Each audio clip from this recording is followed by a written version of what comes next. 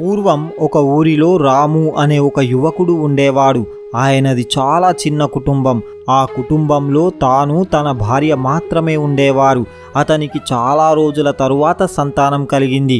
ఒక మగబిడ్డ జన్మించాడు. అతనికి చాలా ఆనందం కలిగింది. ఒకరోజు ఉదయాన్నే ఆ వ్యక్తి ఇంటి ముందుకు భిక్ష కోసం ఒక సాధువు వస్తాడు. రాము ఆ సాధువును ఇంట్లోకి పిలిచి మర్యాదలు చేస్తూ, మహాత్మా, ఈరోజు మేము చాలా సంతోషంగా ఉన్నాము. చాలా రోజుల తరువాత మాకు సంతానం కలిగింది. మీరు చాలా గొప్పవారు. దయచేసి మీరే నా కొడుకుకు మంచి పేరు పెట్టండి అంటూ అడుగుతాడు. అప్పుడు ఆ సాధువు ఆ బాలుణ్ణి ఎత్తుకొని తదేకంగా చూసి ఆశ్చర్యపోయాడు. అప్పుడు ఆ వ్యక్తి, మహాత్మా, ఏం జరిగింది? ఎందుకు అంత దీర్ఘంగా ఆలోచిస్తున్నారు అంటూ అడుగుతాడు. అప్పుడు ఆ సాధువు, నాయనా, నాకు చాలా ఆనందంగా ఉంది. ఎందుకంటే నీ కుమారుడు చాలా అదృష్టవంతుడు. నీ కుమారుని విధివ్రాతలో రాజయోగం రాసి ఉంది అని అంటాడు. అప్పుడు ఆ వ్యక్తి, మహాత్మా, మీరేమంటున్నారు? మీరు చెప్పేది నేను నమ్మలేకపోతున్నాను. మేము చాలా పేదవాళ్ళం, సాధారణ వ్యక్తులం. అలాంటి మా కుమారుడికి రాజయోగం ఉండడమేంటి అంటూ అడుగుతాడు. అప్పుడు ఆ సాధువు, నాయనా, నేను చెప్పేది అక్షర సత్యం. నీ కొడుకు తప్పకుండా మహారాజు అవుతాడు. ఇతని వివాహం ఇతని 17వ సంవత్సరంలో మహారాజు కూతురుతో జరుగుతుంది. అలా అతను ఈ రాజ్యానికి మహారాజు అవుతాడు అని అంటాడు. ఆ సాధువు మాటలు విన్న ఆ వ్యక్తికి చాలా సంతోషం కలిగింది. ఆ సాధువు మాటలను పూర్తిగా నమ్ముతాడు. ఇక మెల్లిమెల్లిగా ఆ విషయం ఊర్లో ఉన్న వారందరికీ తెలిసిపోయింది. రాము కొడుకు ఒక రోజున ఈ రాజ్యానికి మహారాజు అవుతాడు అంటూ అందరూ సంతోషిస్తూ ఆ బాలుణ్ణి చూడడానికి అతని ఇంటికి వస్తున్నారు. ఇలా జరుగుతూ ఉండగా ఒకరోజు ఆ రాజ్యం యొక్క మహారాజు వేట కోసం అడవికి వెళ్తాడు. అలా వేటాడుతూ అడవి పక్కనే ఉన్న ఈ ఊరికి చేరుకున్నాడు. మహారాజుకు చాలా దాహం వేసింది. అతనికి అక్కడే ఒక చెట్టు క్రింద కూర్చున్న సాధువు కనిపించాడు. ఆ సాధువు వద్ద నీళ్లు ఉన్నాయి. మహారాజు వెళ్ళి అతడిని నీళ్లు ఇవ్వమని అడుగుతాడు. వెంటనే ఆ సాధువు మహారాజుకు నీటిని ఇస్తాడు. మహారాజు నీటిని త్రాగుతూ రాము ఇంటి వైపు చూస్తాడు. అక్కడ చాలామంది గుంపు కనిపించింది. అప్పుడు ఆ మహారాజు, మహాత్మా, అక్కడ ఏం జరిగింది? ఎందుకు అంతమంది గుమ్మిగూడారు అని అడుగుతాడు. అప్పుడు ఆ సాధువు, నాయనా, ఆ ఇల్లు రాము అనే యువకునిది. అతనికి ఒక అదృష్టవంతుడైన కుమారుడు జన్మించాడు. ఒకరోజు సాధువు వచ్చి అతనికి 17 సంవత్సరాలు నిండగానే అతని వివాహం ఈ రాజ్యం యొక్క మహారాజు కుమార్తెతో జరిగి అతను ఈ రాజ్యానికి మహారాజు అవుతాడు అని చెప్పాడు. అంత అదృష్టవంతుడైన ఆ బాలుణ్ణి చూడడానికి జనాలందరూ అతని ఇంటికి వస్తున్నారు అని అంటాడు. ఆ మాటలు వినగానే మహారాజుకు చాలా కోపం వచ్చింది. ఒక సాధారణ వ్యక్తి నా కుమార్తెను ఎలా వివాహం చేసుకుంటాడు? అప్పుడు మహారాజు, మహాత్మా, నేనే ఈ రాజ్యానికి మహారాజును. అందరూ ఇది ఎలా నమ్ముతున్నారు? ఒక సాధారణ వ్యక్తితో నేను నా కూతురు వివాహం ఎందుకు జరిపిస్తాను అని అంటాడు. అప్పుడు ఆ సాధువు, నాయనా, ఆ బాలుని విధివ్రాతలో రాసి ఉన్నది. దానిని ఎవ్వరూ మార్చలేరు అని అంటాడు. ఇక మహారాజు కోపంతో, మహాత్మా, ఆ భగవంతుడు రాసిన విధివ్రాతను నేను మార్చి చూపిస్తా. మీరు చెప్పినట్టు ఆ బాలుని విధివ్రాతలో నా కుమార్తెతో వివాహం జరగాలని ఉంటే దానిని నేను మార్చి చూపిస్తా. నేను అలా జరగకుండా చూసుకుంటాను అని అంటాడు.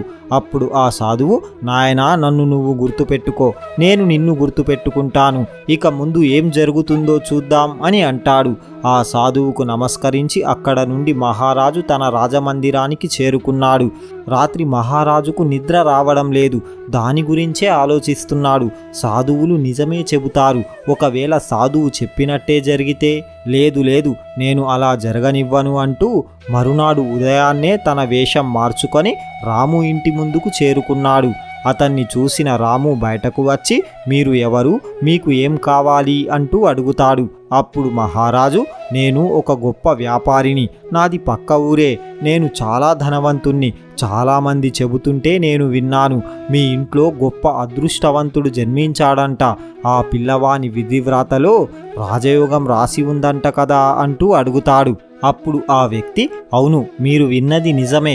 ఒక సాధువు మాకు ఈ విషయాన్ని చెప్పాడు అని అంటాడు. అప్పుడు మహారాజు, నేను మీకు ఒక విషయం అడుగుతాను, ఏమీ అనుకోవద్దు.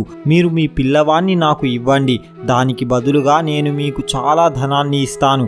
మాకు సంతానం లేదు, మీ బాలుణ్ణి నేను పెంచుకుంటాను, ఎంతో గొప్పగా మీ పిల్లవాడిని పెంచుతాను, అతనికి ఏ కష్టం రానివ్వను. మీరు అప్పుడప్పుడు వచ్చి చూడండి, నేను పక్క ఊరిలోనే ఉంటాను అని అంటాడు. అప్పుడు రాము భార్య, లేదు, నా కుమారుణ్ణి మీకు ఇవ్వను అని అంటుంది. అప్పుడు ఆ మహారాజు, మీరు చాలా పేదవారు, మీలాగే ఆ పిల్లవాడు కష్టాలను అనుభవించాలా? నేను చాలా గొప్పగా పెంచుకుంటాను అని అంటాడు. అప్పుడు ఆ రాము, మీరు చెప్పింది నిజమే, మేమైతే సుఖంగా పెంచలేము. ఇక అతని విధివ్రాతలు ఎలా రాసిపెట్టి ఉంటే అలాగే జరుగుతుంది. ఏమో, ఆ సాధువు చెప్పినట్టు జరగడానికే ఇతను వచ్చినట్టుగా ఉన్నాడు అని అనుకొని, సరే మీ ఇష్టం అని చెప్తాడు. అప్పుడు రాము భార్య కూడా ఒప్పుకొని, నేను మీకు నా బిడ్డను ఇస్తాను, కానీ ఒక షరతు, ఇతనికి 17 సంవత్సరాలు రాగానే నా కుమారుణ్ణి తిరిగి ఇచ్చేయాలి అని అంటుంది.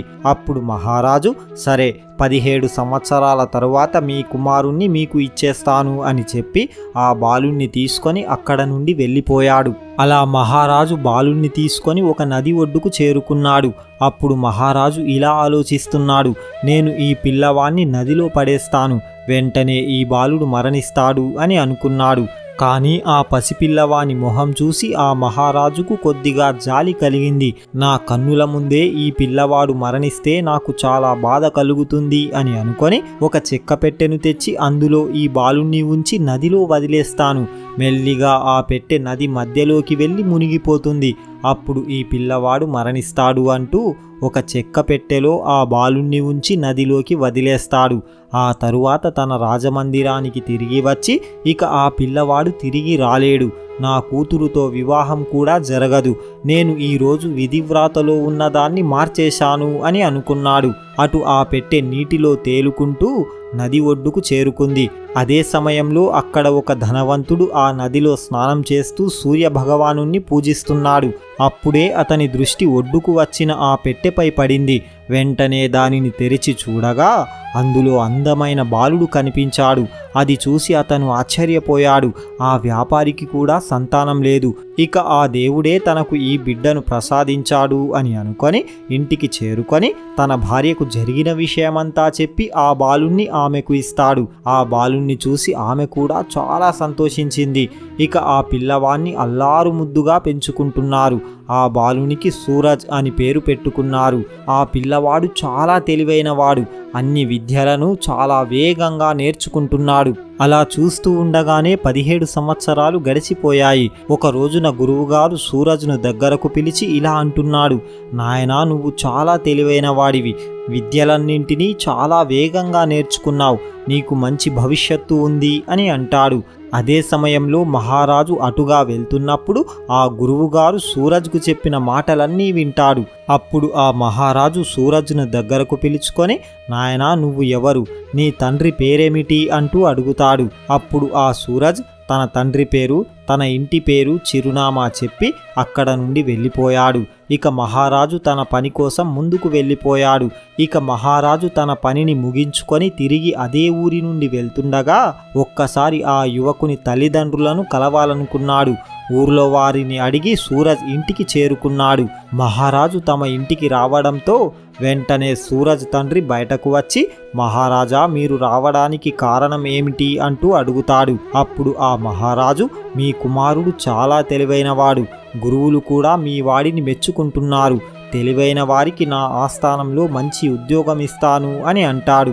అప్పుడు ఆ వ్యాపారి, మహారాజా, మీరు మీ ఆస్థానంలో నా కుమారునికి ఉద్యోగం ఇస్తానన్నందుకు చాలా ధన్యవాదాలు. కానీ మహారాజా, నిజానికి అతను మా స్వంత కుమారుడు కాదు, కేవలం మేము పెంచిన తల్లిదండ్రులం, కానీ మేము తల్లిదండ్రుల కంటే ఎక్కువ ప్రేమగా పెంచుకున్నాం అని అంటాడు.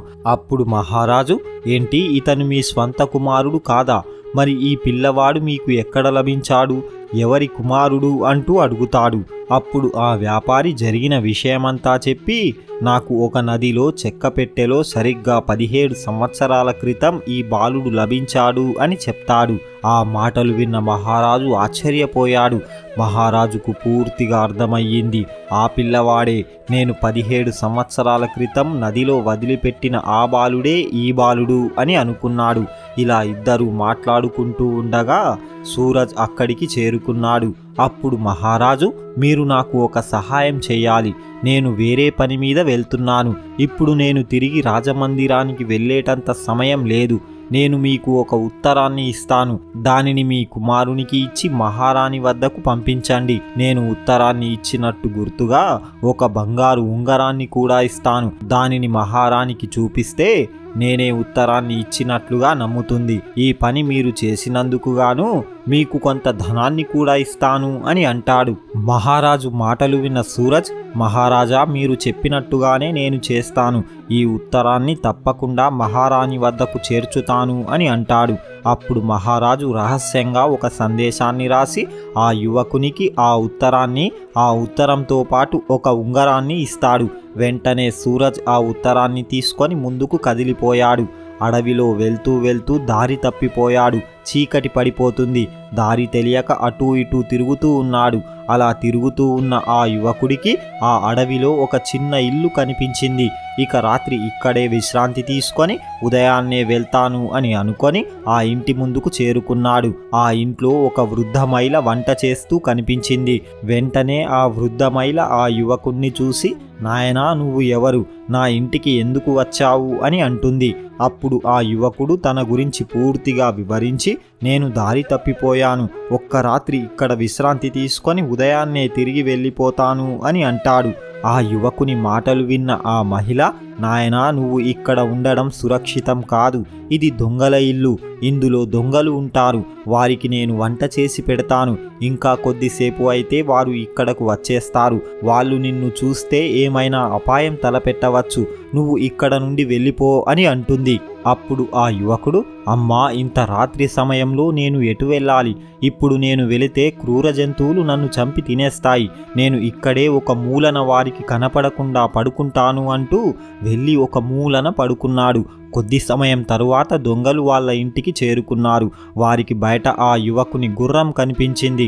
వెంటనే వృద్ధ మహిళను అడగగా సూరజ్ గురించి అంతా చెప్పేసింది. తన పేరు సూరజ్ అని, మహారాజు ఏదో సందేశం పంపిస్తే దానిని మహారాణికి ఇవ్వడానికి వెళ్తున్నాడని చెప్పింది. ఆ మాటలు విన్న ఆ దొంగలకు సందేహం కలిగింది. మహారాజు ఏం సందేశం పంపిస్తున్నాడో చూద్దామంటూ ఆ యువకుని వద్ద నుండి మెల్లిగా ఆ ఉత్తరాన్ని తీసుకొని చదువుతారు. అందులో ఇలా రాసి ఉంది, ఈ ఉత్తరాన్ని తెచ్చిన యువకుణ్ణి వెంటనే చంపేసి శరీరాన్ని దూరంగా పాతిపెట్టేయండి. ఇది నేను రాజమందిరానికి తిరిగి వచ్చేలోపు జరిగిపోవాలి. ఇదే నా ఆజ్ఞ అని రాసి ఉంది. అది చదివిన దొంగలకు కూడా చాలా బాధ కలిగింది. ఇక వారికి అంతా అర్థమైపోయింది. అప్పుడు ఆ వృద్ధ మహిళ, ఈ మహారాజు దుర్మార్గుడు. ఈ పిల్లవాణ్ణి చంపాలనుకుంటున్నాడు. కానీ మనం ఏదైనా చేసి ఈ పిల్లవాణ్ణి కాపాడాలి అని అంటుంది. అప్పుడు ఆ దొంగలు ఆ ఉత్తరం స్థానంలో వేరే ఉత్తరాన్ని రాసి ఆ యువకునికి ఇస్తూ, రాత్రి ఇక్కడే పడుకొని ఉదయాన్నే జాగ్రత్తగా వెళ్ళిపో అని అంటారు. ఇక ఆ యువకుడు రాత్రి అక్కడే పడుకొని ఉదయం లేచి ఆ వృద్ధ మహిళకు ధన్యవాదాలు చెప్పి అక్కడ నుండి ముందుకు వెళ్ళిపోయాడు. ఇక సూరజ్ మధ్యాహ్నం వరకు రాజదర్బారుకు చేరుకొని ఆ ఉత్తరాన్ని, మహారాజు ఇచ్చిన ఉంగరాన్ని మహారాణికి ఇచ్చేస్తాడు. మహారాణి ఆ ఉత్తరాన్ని చదివింది. అందులో ఇలా రాసి ఉంది, ఈ యువకుడు చాలా బుద్ధిమంతుడు, తెలివైనవాడు. ఇతను మన రాజకుమారిని వివాహం చేసుకోవడానికి సరైనవాడు. అందుకే నేను వచ్చేలోపు రాజకుమారితో ఇతని వివాహం జరిపించండి. ఇదే నా ఆజ్ఞ అని రాసి ఉంది. అప్పుడు మహారాణి, మహారాజు అలా ఎలా చెబుతాడు? ఒక సాధారణ యువకునికి తన కుమార్తెను ఇచ్చి వివాహం చేస్తాడా? ఎందుకు ఇలా చెయ్యమన్నాడు అనే సందేహం కలిగింది. కానీ ఆ ఉత్తరంతో పాటు మహారాజు ఇచ్చిన ఉంగరం కూడా అక్కడ కనిపించింది. అంటే ఇది తప్పకుండా మహారాజు ఆజ్ఞ అని భావించింది. ఇక అదే రోజు రాజకుమారితో ఆ యువకుని వివాహం చేసేసింది. వివాహం జరిగిన కొన్ని రోజుల తరువాత మహారాజు తిరిగి వచ్చేశాడు.